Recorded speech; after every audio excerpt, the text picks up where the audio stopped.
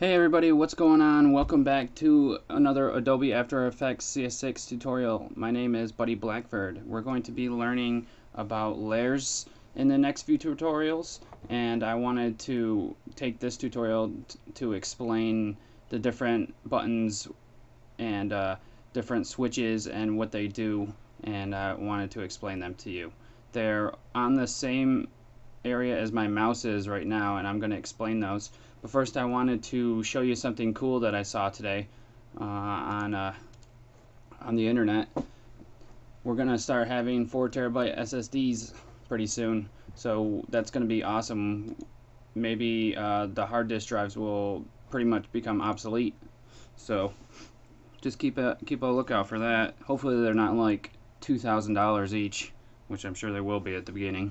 But let's get on to figuring out what all this stuff even means. So we'll start from the left here. This is the basically show and hide button. I always just call it the eye, and that's what I'll probably call it in tutorials. So it just hides or shows a layer, and if you turn it off, it's not going to render. So when you actually render out your final project, things that don't have the eye on aren't going to render. This column right here is to turn your audio on or off, and it has the same effect as the eye, just for audio. And I think I do have an audio on here. Yep. And now you can see that I could turn this off, and if I try to play anything, it will never do that. This right here, this little circle, is the solo layer, and if I click on it, why did it? Oh, it turned my background off. Let's solo a different layer, because the squish is the same color as the background. It's gonna not be able, we're not gonna see it, so I'll just do this one. And now the tuna layer here is soloed. The background is the default color that you made your comp, so composition settings. And if I change this, now I can see. So these are both soloed now. Turn those off, and everything comes back on. The next one is the lock layer tool, or not a tool, it's a lock layer checkbox basically. And usually I put these on layers that I know I have finished and I don't want ever to be touched again. And the first one usually is the background that I always put it on. That way you're not able to drag it or click on click it off or anything like that. Actually, apparently you can click it off. So you just basically can't grab it and move it around in here, and you won't be able to grab it and move it around in the background.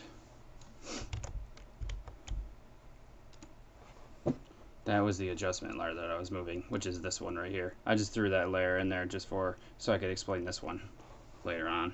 So the next over here is your label color, and you can edit those in your preferences. If we go to labels here, you can see that all my compositions will have the sandstone color. All my stills, like images and adjustment layers and backgrounds and stuff like that, will have the lavender color. I should change that. Change it to like a seafoam. Change the audio to a lavender, just for fun. There we go. Now it's a little more manly. This is just a layer order right here. We move over here. This is the layer name, obviously. And if we come over to this one right here, it is called shy. And layers that are set to shy are hidden from the timeline panel. So this is the shy layers button here. And if I hit it, you can see that the background is shied, as you can tell there, and I just shied a few other ones. And if I click on this button, they will hide from the timeline layer. Then you'll never be able to mess with them. It's almost kind of like locking. So the next one over is the collapse transformations or continually rasterize. So what you use that for usually is for compositions that are within your composition. So I am able to take this composition and put it in here, and then if it had certain elements in it, layers, different layers, and they weren't all showing up, you can click on this to make all the layers show up. Also, if you have a vector image like this chainsaw right here, if you click on it, it'll continually rasterize, which means, and I can just show you real quick, it's pretty nice and crisp because this is the default scale right now. And if I zoom in, you can see it's all blurry now. Well, if I hit this, now it's nice and crisp again. And that works on vector layers, and it also works on PDFs and SWFs and your text layers, shapes, and solids also. Hard to remember all those off the top of my head. I think that's all of them that you can continually rasterize. The next over here is the quality. Let me put this back down because this is annoying me.